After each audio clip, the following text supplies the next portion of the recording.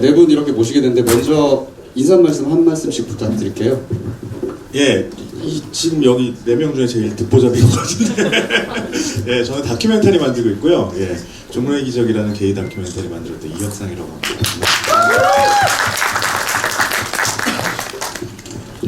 예, 저는 오늘 수다 떨 이 4명에서 미모로 담당하는 이승일입니다. 초반부터 이거 네, 저는 박시현이라고 합니다. 사실 제가 이 네 분을 만난 게 2004년이에요. 지금 이 자리에 앉아있으니까 굉장히 기분이 슬슬 나빠지기 시작하는데 이유가 뭐냐면요. 2004년도에 제가 신의 21이라는 잡지에서 일을 시작을 했습니다. 그때 소개팅을 2번을 했어요. 이혁상 감독이 첫 번째 소개팅이었고 제 옆에 앉아있는 박시영 실장님이 2번째 소개팅이었습니다. 저의 굉장히 지저분하게 꼬인 과거사가 이 자리에 앉아있는 것 같은 기분이 들어서 기분이 굉장히 묘하고요. 이송일 감독님과의 인연도 2004년쯤에 시작됐는데 제가 청년필름이라는 영화사의 담당 기자였어요. 거기 대표님이 누군지 아시죠? 김조광수 대표님이십니다. 그래서 제가 이제 영화사에서 술 마시는 자리를 갔어요. 그랬더니 김조광수 대표 그리고 김조광수 대표님의 지금 남편이 아닌 예전 남자친구 그리고 이송일 감독이 앉아있더라고요. 그들이 저를 둘러싸고 얘는 게인가 아닌가를 3시간 동안 탐색을 하는데 저는 한마디도 안 했어요.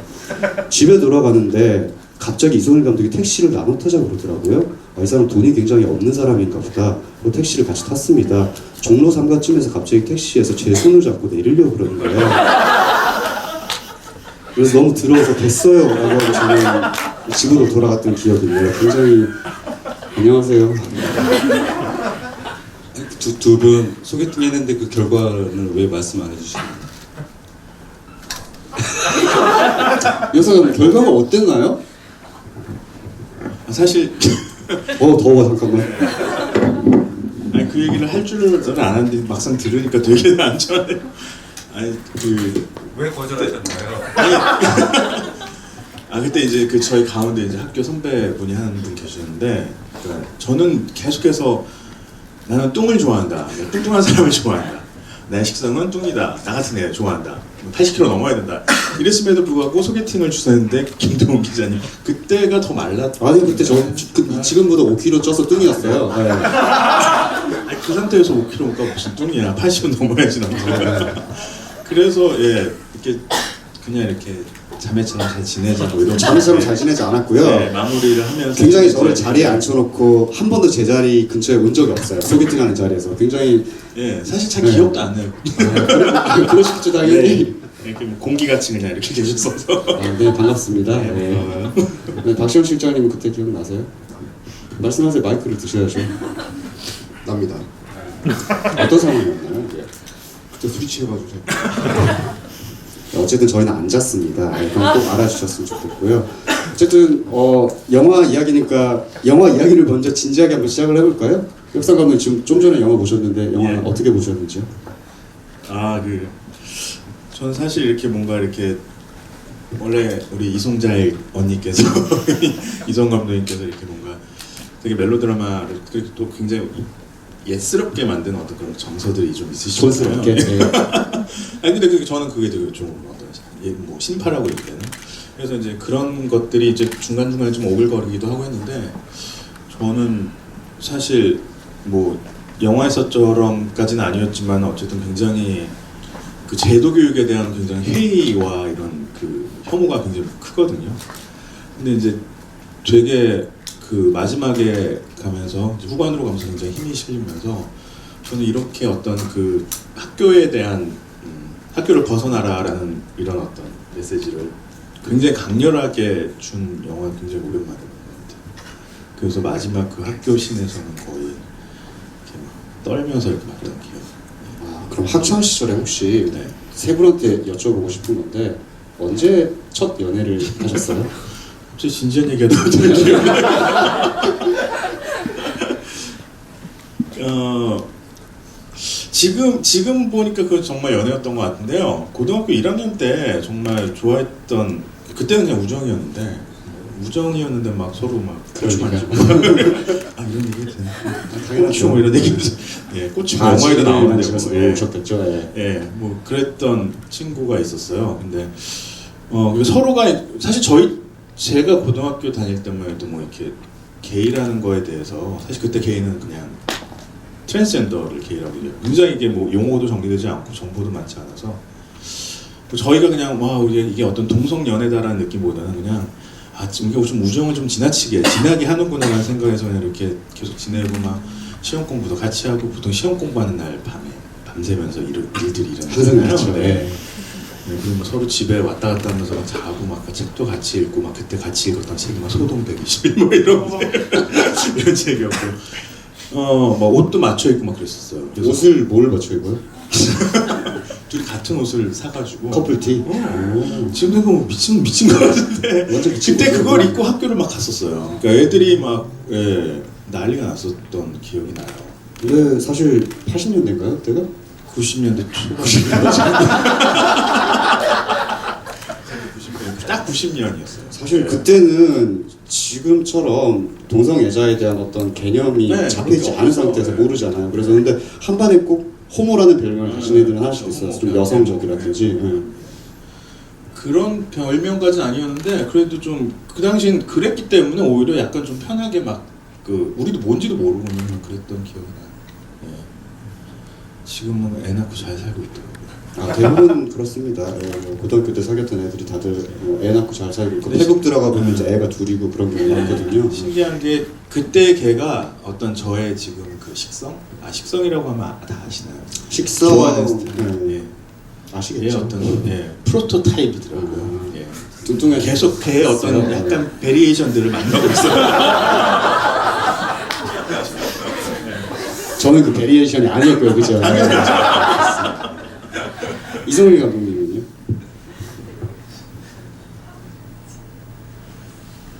저는 지금 꿈은 브라이드잖아요. 신부가 되는 거예요. 근데 고등학교 때 꿈도 신부였어요. 성당 신부여서 항상 성스럽게 살아왔기 때문에 양쪽에 이렇게 포진되어 있는 두 분처럼 좀 더럽게 살지 않았어요. 근데 저는 80년대, 87년도에 고등학교 들어갔는데 그때 88년도였을 거예요. 그 당시 이제 HIV 우리가 이제 소위 이제 에이즈로 알고 있는 한참 한국에서 이제 담론 자체가 수입된 해인데 운동장에 전교생을 다 세워놓고 너희들 호모 조심해 이렇게 교장 선생님이 근데 그 순간에도 호모가 뭔 말인지 몰랐어요. 저게 뭔 말인지 그냥 뭐 나쁜 건가 뭐 그런 생각을 했고 그 이후로 한참 지나고 나서야 이제 그게 어떤 말이고 제가 이 말씀드리는 게 자기의 정체성이나 욕망을 설명할 수 있는 뭔가 언어가 없었던 거죠. 물론 두 분은 몸으로 느끼셨겠지만 그렇게 저는 이렇게 성서를 늘 공부하는 어떤 언어적인 존재였기 때문에 언어가 없어서 그 자신에 대한 건 없었고요. 딱 한 명만 그냥 1학년, 2학년, 3학년 동안 되게 짝사랑했던 친구가 있어요. 짝사랑했던 친구가 있었고 심지어 이 친구는 워낙 왜 남자 고등학교 같은 경우 영화에서도 그렇게 표현하려고 했던 거가 기훈이가 확실히 개인지 뭔지 잘 모르게 하려고 했던 거가 그 좋아했던 친구를 저희 시골집으로 어느 날 2학년 때인가 고등학교 2학년 때인가 초대한 적이 있는데 이 친구가 우리 저돌적으로 밤에 이제 단둘이 자고 있을 때 저돌적으로 뭔가 이렇게 막 손놀림이 막뭐 이렇게 탁 잡았던 건 저였어요. 왜요? 몰라요. 그건 언어적으로 설명할 수 없는 거였어요. 나는 신부가 될 몸인데 어디가.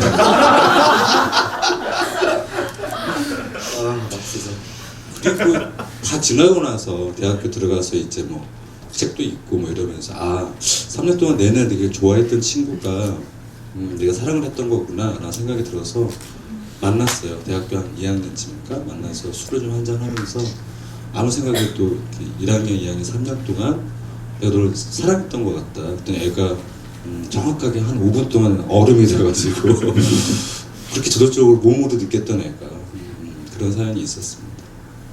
진도는 전혀 나가지 못한 거죠, 두 분 다. 근데 제가 지금도 아쉬운 게 요즘 우리 젊은 게이들은 얼마나 행복할까 뭐 이런 생각을 주는 게 맞아요. 다시 고등학교 생활이나 군대로 다시 돌아가면 사랑이 꼽히는 군대, 사랑이 꼽히는 학교 뭐 이런 것들을 체험하지 않을까 이런 게 좀 많이 아쉽더라고요. 맞습니다. 요즘 게이 어플리케이션 이제 잭디, 뭐 스크럽트 다들 아시죠?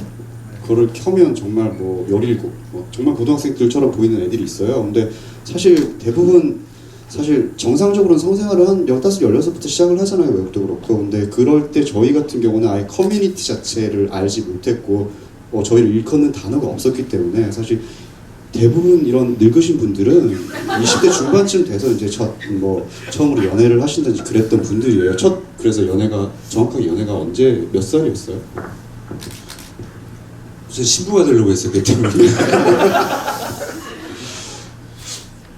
처음 남자랑 연애했던 게 26인가 그래요. 27인가. 그 정도로 그때 이제 친구 사이라는 게이 인권단체 들어가고 이러면서 그때 만났던 것 같아요. 정말 순결하죠 저는. 약간 연애 못하시는 분들이 어떤 단체 들어가서 이렇게 연애하러 단체 들어간다는 그런 얘기가 있으니까. 저는 거기 들어가면 되게 많이 잘 줄 알았어요. 실장님은요? 하면 그때 고등학교를 다녔었는데 마찬가지로 이제 영화 속에 나오게 좀 반대 케이스인데 저 같은 경우는 이제 보통 게이들이 공을 잘 못 차거나 이제 운동을 잘 못한다든지 약간 어떤 특징들이 있잖아요. 근데 저는 이제 남들보다 운동을 더 잘했거든요. 오. 킥복싱 선수였었어요 그냥. 진짜 시골에서 막 이렇게 논밭 매던 그런 수준이에요. 진짜로. 이게 구미라는 그 지방 도시에서 그래가지고 그러니까 저는 이게 또래 무리에서 약간 누구보다 여자랑 많이 자고 누구보다 오토바이 잘 타고 막 이런 양아치였었거든요. 그래가지고 제가 괴롭히던 친구는 있었어요. 그러니까 좀 다른 케이스인데, 그러니까 저도 약간 그럼에도 불구하고 저 친구가 계속 거슬리는 거예요 이제. 그래가지고 게이 같아서. 그러니까 뭐라고 말을 못 하겠는데 근데 게이라는 것도 비슷하게 알지는 못하는데 너무 여성스럽고 뭐 어떤 부분에 약간 계속 뭔가 신경을 거슬리는 게 있어가지고 그 친구를 엄청 괴롭혔던 기억은 나요. 그래서 그 친구 엄마가 와가지고 너 왜 그러냐 막 그러면서 그랬는데 또 엄마 왔다고 또 괴롭히고. 사실은 좋아했던 거 아니었어요? 아직까지는 기억나는데 그 이영희였거든요 이름이. 이영희? 영희. 그래갖고 이름도 여자 같았는데 한국도 여자 같다 그래가지고 그 이마담이었어요 별명이. 그래갖고 그 친구인데 근데 그 친구가 딱히 그 눈에 띄는 친구는 아니었는데 저만 괴롭혔던 것 같아요. 그 반에서. 그래서 그러니까 좋아했다기보다는 그 친구에 대한 일종의 약간 공포심 같은 게 좀 있었던 것 같아요. 들킬까봐. 들킬까봐라기보다는 어쩌면은 그 같은 인간의 어떤 한 부분이 아닐까라는 공포심 때문에 그 친구를 유달리 괴롭혔던 기억이 나요. 그러니까 전형적인 호모포비아입니다. 그렇지. 디나이어라고 그러죠. 디나이어가 이제 자기가 게이라는 거를 거부하면서 오히려 그게 들킬까봐 더더욱 약간 호모포빅적인 이런 행동을 더 극심하게 하는 친구들 중에 사실은 동성애자인 친구들이 굉장히 많다는 게 약간 속설이죠. 예. 그래서 우리가 그런 사람들 디나이어라고 부릅니다. 예. 그래서 그 친구가 나중에 이제 군대 제대하고 고향 갔을 때 만났는데 역시 그 친구는 게이였고 저도 게이였고 그래서 잤던 기억은 있어요. 아, 잤어요?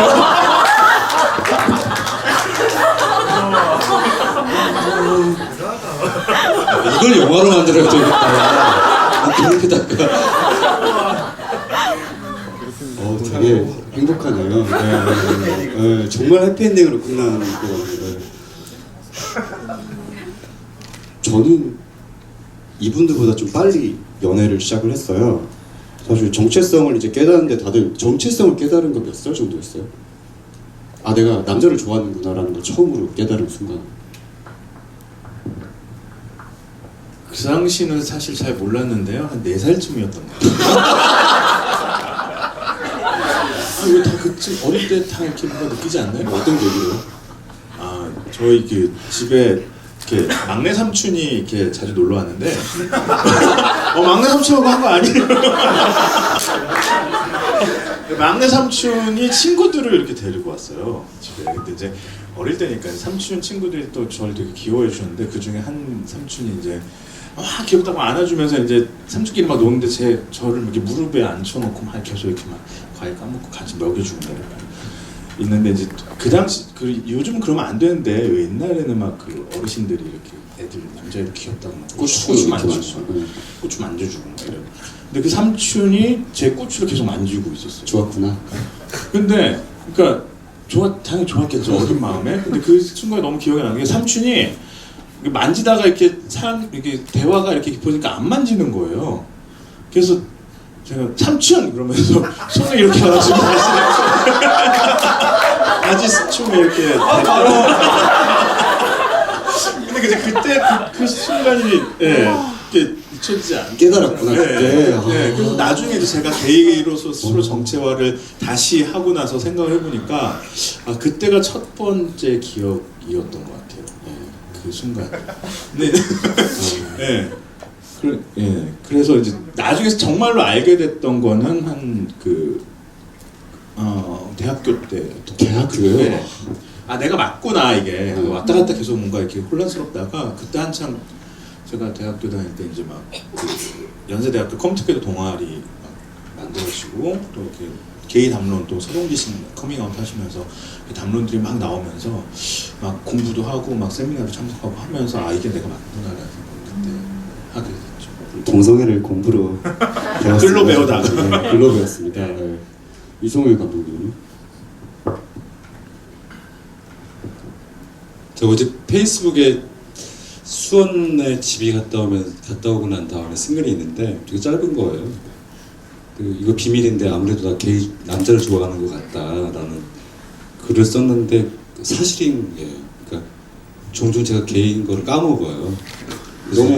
너무 연애를 못 하셔서 그래요. 몸에 우단바를 아끼신다는 생각이 있거든요. 주변에서는 제 사회지대인 너의 정체성은 제 사회지대인 수녀다 이런 얘기를 하거든요. 그러니까 재작년에 잠깐 연애를 하기 전에는 12년 동안 연애를 못 했거든요. 그리고 되게 짤막하게 연애를 하고 또 한 2, 3년째 연애를 못해서 굳이 내가 게이인지 뭔지를 잘 모르고 있다가 뭐 언뜻 지하철을 탄다거나 뭐 이렇게 이동을 할 때 어떻게 예쁜 남자를 보면 걔가 예뻐 보면 내가 게이였었구나 이런 생각이 정도고요. 언제 깨달았는지 잘 모르겠어요. 저 같은 경우도 그게 아까도 말씀드렸던 것처럼 이게 요즘 어린 친구들은 워낙 담론이 많기도 하고 인터넷 치기도 하고 친구 사이라는 그 개인권 단체 보면 이렇게 상담받는 게시판들이 있거든요. 거기에 이제 저는 게이인가요? 이거 물어보는 거가 초딩, 중딩 막 이래요. 근데 저희 때는 그렇게 뭔가를 걸러낼 수 있는 게 없어서 저도 20대 때부터 세미나 그때는 이제 왜 철학자 중에 미셸 푸크라는 사람이 있었는데 그 사람이 이렇게 공부하고 막 이러면서 혹시 내가 게일지도 모르겠구나 이런 생각을 했던 것 같아요. 글로 배우. 담론 미셸 플로코 막 나오고 있습니다. 글로벌 게이예요. 정말 지겹네요. 박신 시장님. 게이라고 깨닫게 된 계기는 고등학교 때 고등학교 때 누가 오ral 해줬거든요. 고등학교 때 들으셨죠? 민망해서 안 오시는 거죠 지금.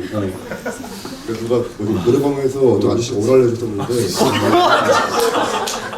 근데 그때는 그냥 그게 어떤 성적인 접촉이었지 게이다 약간 이런 느낌보다는 그냥 뭐 이러고 있었는데 이제 그러면서 약간 조금씩 터미널 화장실 가면은 있어요 시골에. 이렇게 전화번호 적혀져 있고 뭐 연락하시면 빨아드립니다. 구멍 뚫려 있고 막 그렇거든요 실제로. 그런 거 진짜 19금 될지 몰랐어요. 당연히 그렇게 될 거라고 예상하고 오셨어야죠. 그런 거 보면서 약간 문득 이게 생각했었는데 이제 깨닫게 된 계기랑 이제 알고 인정하게 된 계기랑은 약간 많이 틀린 것 같아요. 알고 인정하게 된 거는 얼마나 지나서요? 이제 고3 때 가출해가지고 연애하고 난 다음에 굉장히 이쪽에서는 파란만장한 연애사가 따로 있고요. 저는 글로 배운 건 아니고 몸으로 다들 굉장히 늦게 깨달으신 것 같아요. 저는 제가 게이라는 사실을 깨달은 거는 국민학교래.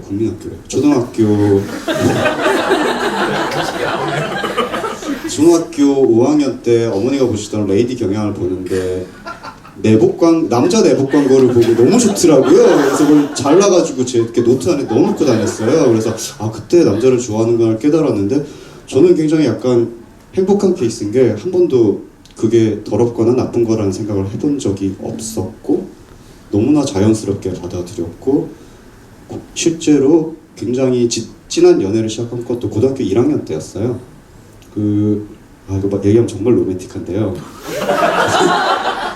저희 반에서 가장 농구를 잘하던 한 키가 186 정도 되는 그런 친구가 있었는데 계속 저를 이렇게 따라다니는 거예요. 그러다 어느 날 이제 학교 마치고 이렇게 내려가는데 저를 갑자기 벽에 이렇게 아무도 없을 때 벽에 딱 밀더니 키스를 했어요. 혀가 이렇게 쓱 들어오더라고요. 그래서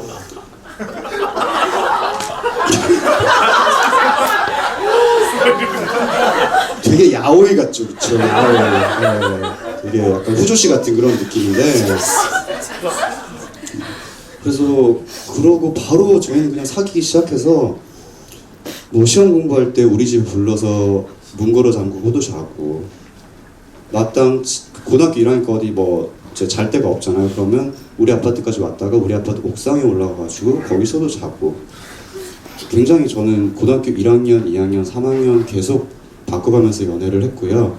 굉장히 쉬워요. 왜냐하면 남자애들끼리 이렇게 모여 있잖아요. 그리고 그 당시에는 이게 동성애자 이런 개념이 없었기 때문에 그냥 몸이 끌리면 하는 거예요. 그래서 만만하고 좀 덩치 좀 크고 제가 좋아할 것 같은 애가 있으면 그냥 옆에 가서 몇 번씩 이렇게 살살 만져주면 돼요. 그럼 그렇게 다 넘어오거든요. 그렇게 연애를 시작했던 것 같아요. 왜요? 왜?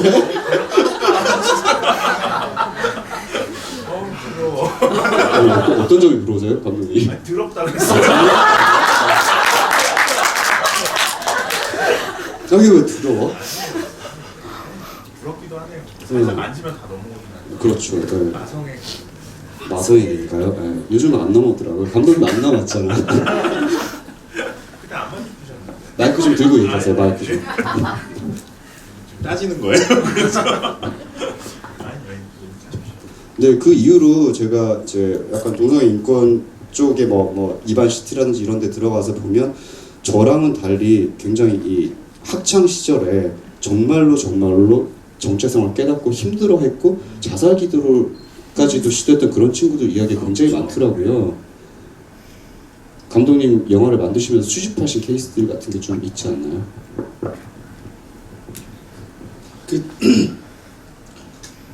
학생인권조례 이런 거 아직까지 계속 지금 논쟁 중이잖아요.